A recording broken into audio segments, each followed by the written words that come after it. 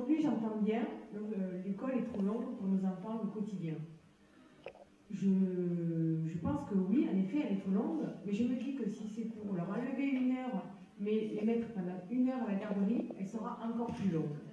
Parce que quand mes filles vont une journée au centre de loisirs, ce qui est très bien et il n'y a aucun souci là-dessus, mais elles s'arrivent le soir beaucoup plus fatiguées qu'après une journée d'école. C'est moins cadré, c'est un peu plus... c'est le centre de loisirs, quoi, voilà. Donc le soir, elles sont plus fatiguées. Maintenant, moi aujourd'hui, je constate que j'ai la chance d'être au 4-5e et de pouvoir prendre le mercredi pour mes enfants. Et elles dorment réellement le mercredi matin et c'est réparateur. Donc aujourd'hui, je veux bien terminer l'école 50 minutes plus tôt. Mais en 50 minutes, qu'est-ce qu'on peut faire? Il y a des infrastructures dans la ville qui sont très bien.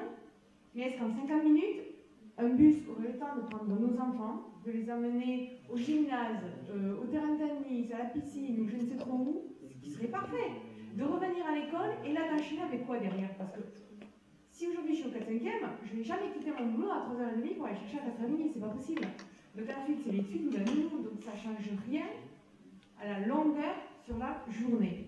Et ici j'ai l'impression que quand j'entends parler des différents responsables, dont vous, je comprends bien, la journée est trop longue, mais on n'apporte pas une solution à une journée moins longue en la réduisant de 1 heure d'école par jour.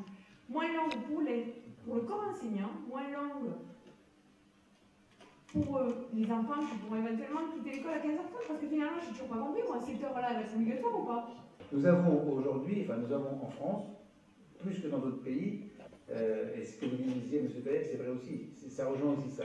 On a une conception qui est extrêmement compartimentée. Donc il y a l'école, il y a les ateliers de tel ou tel équipement socioculturel, il y a les clubs sportifs, tout ça est très compartimenté.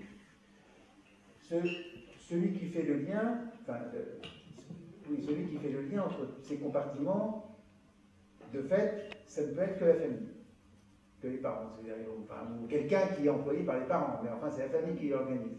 Il est absolument inimaginable qu'une collectivité publique puisse faire le lien physique entre ces différents équipements. C'est pas possible, c'est trop compliqué, il faut mettre quelqu'un derrière chaque gamin, à un moment donné. Donc voilà. Et ça pose donc effectivement la question du lieu qu'est l'école. Aujourd'hui, l'école, elle est essentiellement, peut-être un peu moins maintenant qu'il y a quelques années, mais encore parce qu'on a développé des centres d'accueil, etc. Mais elle est quand même essentiellement un lieu avec une trame bien classique, un couloir, des classes qui font 60 mètres carrés, tant de hauteur sous plafond, des trucs qui sont normés d'ailleurs, en tout cas qui étaient normés à un moment donné, et qui le sont toujours, avec des cours normés, etc. C'est ça, l'école, c'est là. Et l'école, qu'est-ce qu'on fait? On va en classe, on a la récréation.